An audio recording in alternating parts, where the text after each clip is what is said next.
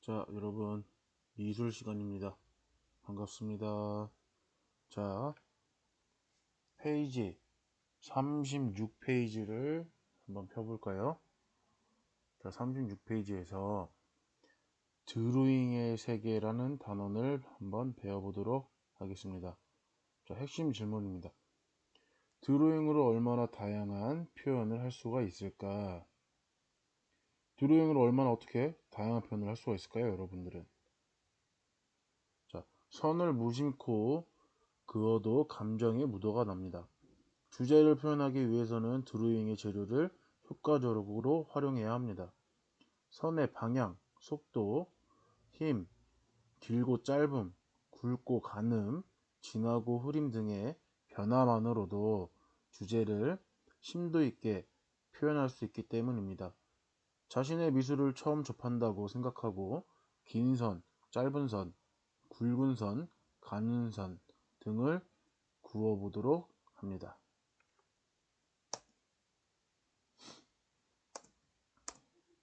자, 연습장에 낙서들을 한번 해본 적 있죠? 자, 여러분은 낙서하듯이 그림 그림도 작품이 될 수 있을까요? 자, 어떻게 생각하나요? 자, 물론 여러분들이 낙서하듯이 그림 그림도 작품이라고도 할 수가 있습니다. 자, 그러면서 장난식으로 그림을 그리면서 이렇게 하는 것들도 이제 또 하나의 작품 탄생의 효과가 나타날 수가 있죠. 자, 여러분들은 기분이 좋을 때 그린 선과 화가 났을 때 그린 선의 느낌은 어떤가요? 같나요? 자,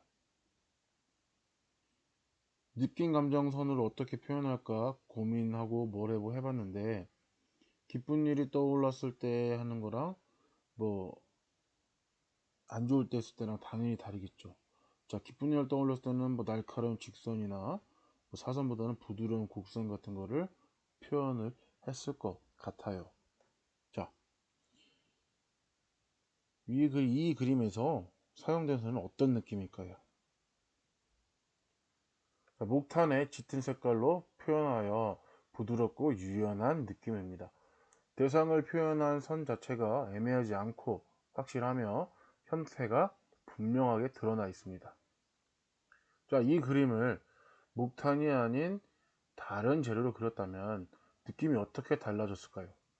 자, 목탄은 천이나 손가락으로 문질러 표현하여 부드러운 색조와 다양한 질감을 나타낼 수가 있습니다. 이 그림을 만약 콩테로 표현했다면 지우거나 천으로 문질러 표현할 수 없어서 이런 분위기가 나오기가 어려웠을 겁니다.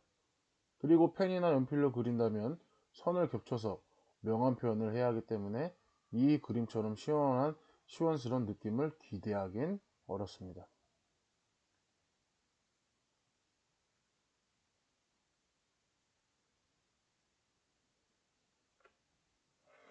자, 다음 거 볼까요?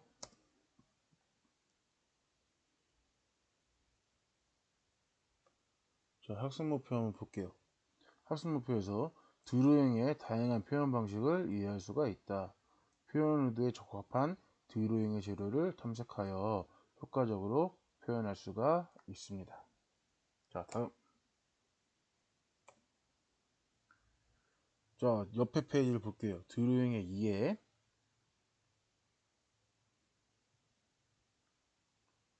자, 책상 위의 사물을 관찰하여 그린 드로잉 한번 볼게요.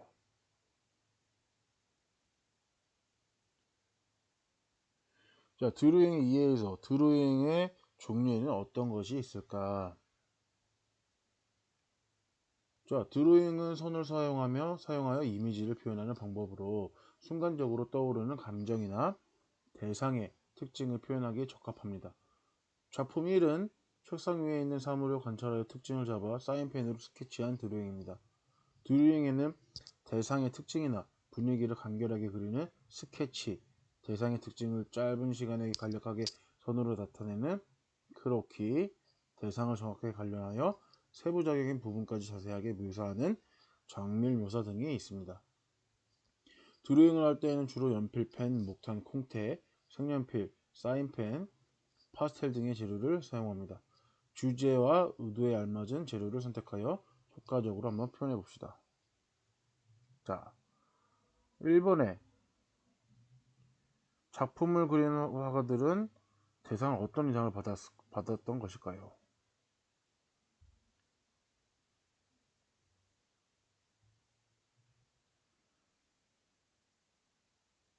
자, 예시작품을 감상하면서 제시된 예시작품의 재료와 표현 방법을 살펴보고 각 재료 특징을 알아볼 수가 있겠죠. 그쵸?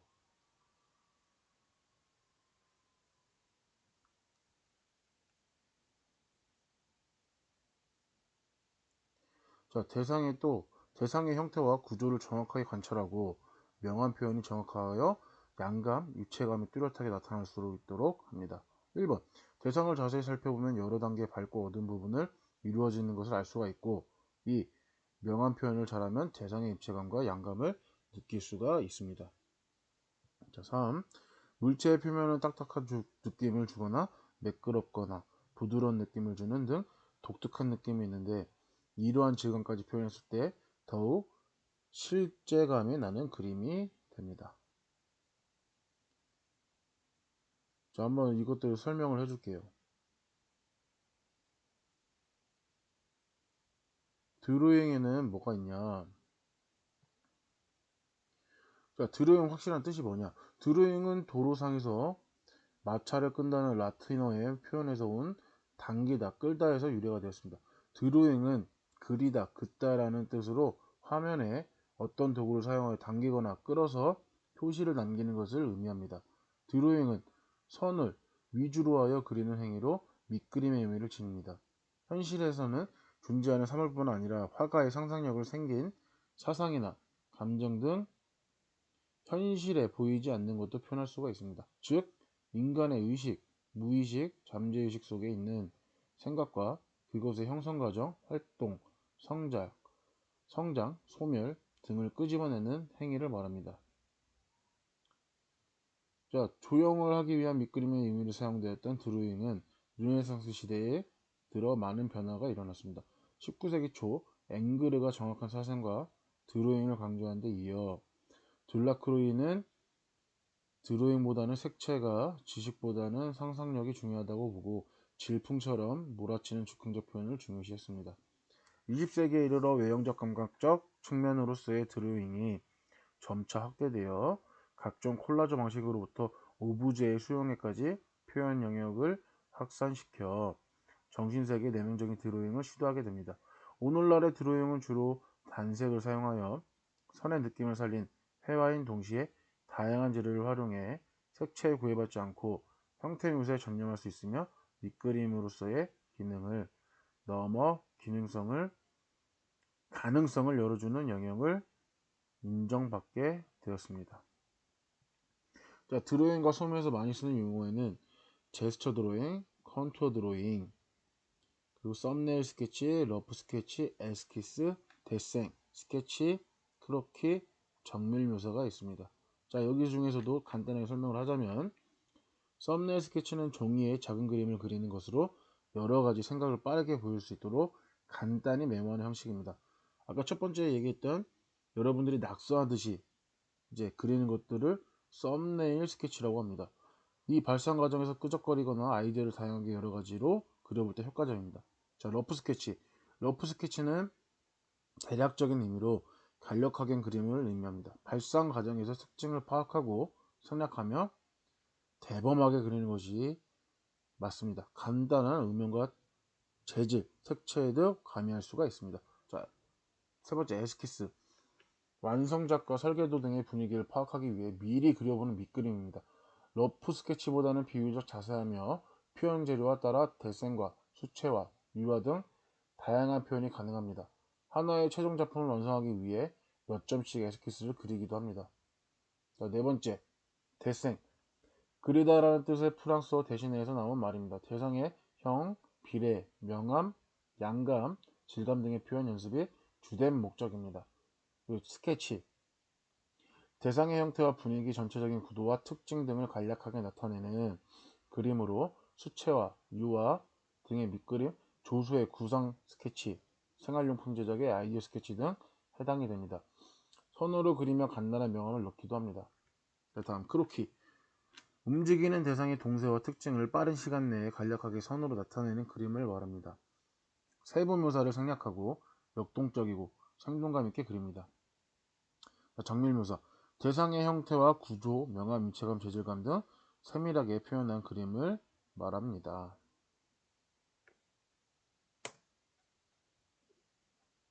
자, 다음 사진 볼까요? 이게 크로키입니다. 크로키. 크로키 보입니까? 자, 인체의 특징을 재빨리 포착하여 그린 그림입니다.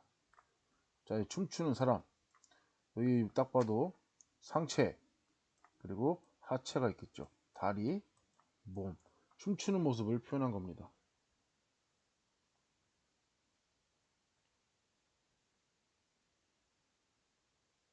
다음 사진 볼게요. 자, 권기민 학생 작품의 하늘소라는 작품입니다. 대상을 세밀하게 관찰하여 그린 정밀 묘사입니다.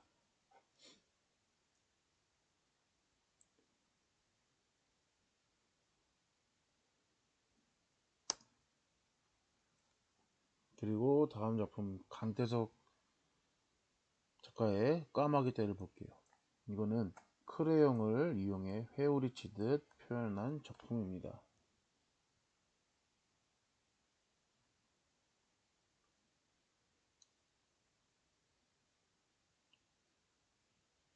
자, 이 강태석 작가의 까마귀 떼는 리더가 없는 집합체에 이어서 오합지졸이라는 말이 생겼습니다. 농작물에 피해를 주기도 하는 까마귀는 번식을 끝낸 뒤에는 큰 무리로 지어 남쪽에 겨울을 납니다. 까마귀는 날개를 늘어뜨리고 꼬리를 편 채 울어댑니다. 들판을 나는 까마귀 떼를 손의 힘의 강약과 이용하여 크레용의 굵기를 다르게 표현하였고, 짧은 선으로 함축하여 회오리치듯 표현하였습니다. 자, 그 밑에 이 밑에 이거 볼까요? 명암, 빛의 방향에 따른 표현의 명암입니다. 명암, 빛에 의해 나타나고 밝고 어두운 말입니다. 명암 표현으로는 입체감, 양감, 실제감을 나타낼 수가 있습니다. 자, 여기는 빛을 어떻게 받았죠? 빛을? 그림자가 어떻게 져 있죠? 자, 그림자가 이렇게 져 있죠. 자, 그럼 빛을 이렇게 받은 겁니다.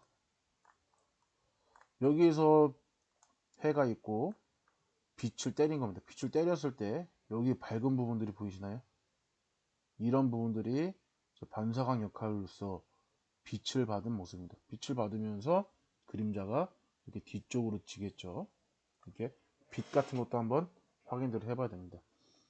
자, 세라의 작품에 밀짚 모자를 쓰고 앉아있는 소녀는, 자, 신인상주의 화가 세라는 이 그림을 구상하면서 현장에서 직접 나가 수많은 습작 드로잉을 하면서 안정감 있는 구도를 창조했습니다. 이 그림은 콩테를 사용하여 명암을 부드럽게 표현하였고, 소년의 앉아있는 자세에서 균형이 느껴지고 배경과의 공간감을 뚜렷이 나타내었습니다. 자, 다음 볼게요.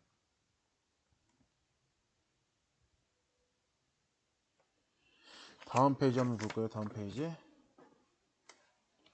다양한 드로잉을 한번 보겠습니다.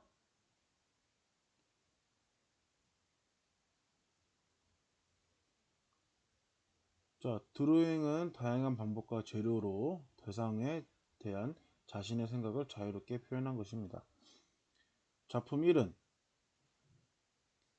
진하기와 굵기가 다른 글자로 얼굴을 그려 자신의 즐거운 감정을 표현하였으며, 2번 어린아이의 낙서처럼 자유분방한 성가색으로 작가의 개성이 드러나 있습니다.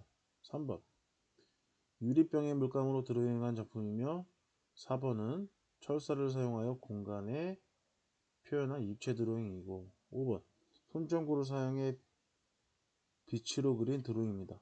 현대의 드로잉은 선으로 표현할 수 있는 재료라면 평면재료뿐만 아니라 입체재료, 빛까지도 재료로 사용할 수가 있습니다. 그러니까 다양한 재료 방법으로 드로잉의 표현이 어디까지 확장되어 있는지 한번 확인해 보도록 하겠습니다.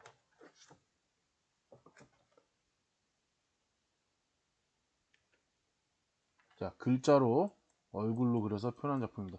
자세히 보면은 이런데 본인이 글씨로 써가지고서 사람의 형태를 먼저 표현을 하고 그 다음에 안경 그리고 눈, 코, 입, 목들을 표현을 함으로써 본인의 자아상을 표현한 겁니다. 자, 이 드로잉은 다른 곳에 마음을 두면서 무의미하게 그려놓은 그림같이 느껴집니다. 이 그림은 타이포그래피를 활용하였고 언어를 시각적 형태로 표현하여서 그 내용을 기억시키는 역할을 하는 것을 타이포그래피라고 합니다. 언어는 문자라고 하는 기호와 도형으로 기록되는데 이러한 기호에 얼굴의 표정을 담아 흥미롭게 표현하였습니다. 일반적으로 펜으로 명암 표현을 할 때에는 선의 겹침을 명암의 단계를 나타냈습니다. 그러나 이 작품은 글자로 넣어 얼굴의 질감과 전체적인 명암 처리를 하였고 웃는 표정도 잘 표현되어 있습니다. 자, 다음 이 바스키아 작가의 무제라는 걸 보겠습니다. 이 바스키아는 유명한 팝아트 작가입니다. 자유분방한 색과 선으로 표현한 작품입니다. 자, 바스키아는 정식 미술 수업을 받지 않았음에도 단번에 미술계의 독보적인 존재로 떠올랐습니다. 그는 어린이가 그림처럼 어설퍼 보이는 그림에 자신의 메시지를 담아 표현하였습니다. 주로 자전적 이야기, 흑인 영웅, 만화, 해부학, 낙서기호, 상징, 죽음과 관련된 주제였습니다.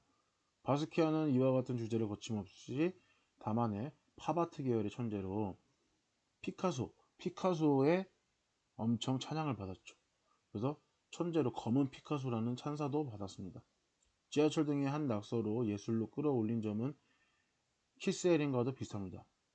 그의 작품은 어린아이가 낙서를 하는 듯한 표현과 눈에 띄는 색감 그리고 상징적인 언어들로 그만의 독특한 개성을 담고 있습니다.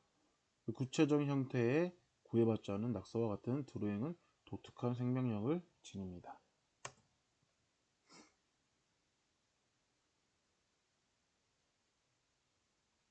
자, 요거는 이은혜 학생 작품의 병 드로잉입니다. 유리병의 물감으로 드로잉한 작품입니다. 자, 콜더 작품 한번 볼까요? 콜더의 황동가족, 철사를 이용해서 공간을 표현한 드로잉입니다. 콜더는 파리에서 취미삼아 나무와 철사를 이용해 장난감 같은 동물들을 만들어냈습니다. 이것을 계기로 소형 서커스를 개발했는데 파리의 많은 미술가들과 문필가들이 이 서커스 공연을 관람했습니다. 콜더는 서커스의 작은 조상들과 연속적인 선으로 그리는 드로잉에 관심을 기울이기 시작하였고 이어서 철사를 이용한 조각을 만들었습니다. 파리에서 서커스를 전시하면서 만난 미술가들 중에서 콜더에게 중대한 영향을 끼친 작가는 초현실주의 화가인 미루였습니다. 1920년대 후반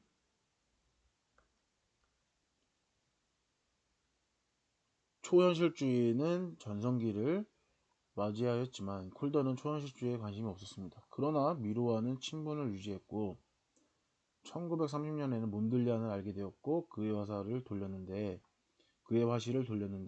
이 일을 계기로 그는 미술의 현대적 동향을 알게 되었으며 여기에 영향을 받아 추상 작품을 만들기 시작했습니다.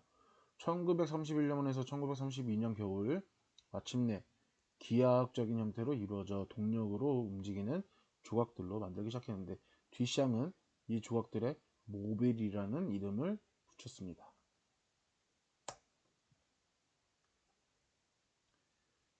자, 빛을 이용한 드로잉을 한번 볼까요? 자, 정유돈 외 5명 학생 공동 작품은 나를 사랑해. 빛을 이용해서 이렇게 하트들을 표현했으며 이걸로 드로잉으로 표현을 했다고 합니다.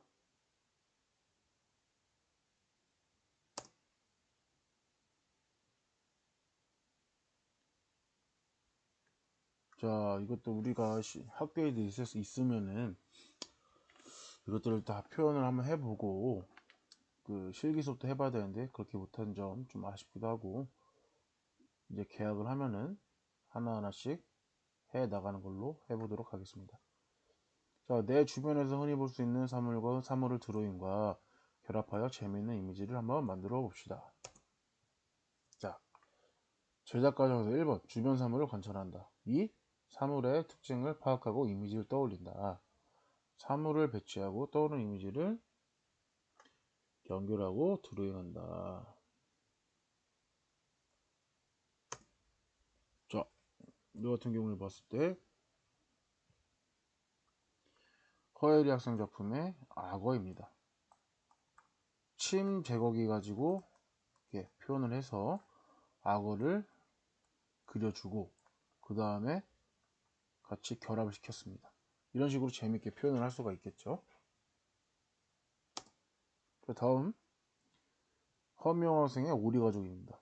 자, 우리가 사용하는 나무집게가 있습니다. 나무집게를 가지고 오리의 입을 표현했죠. 입을 표현해서 재밌는 이제 오리가족을 표현을 했고, 자, 김수영 학생의 고슴도치 펜으로 고슴도치를 그려주고 이제 핀으로 하나씩 꽂아서 고슴도치를 하나씩 표현을 해봤죠. 자, 이런 식으로 여러분들도 강의를 보면서 한 번쯤 생각을 하고 계약을 하면 좀 더 얘기할 수 있는 그게 왔으면 좋겠습니다. 자, 아까 전에도 뭐 이렇게 보여줬겠지만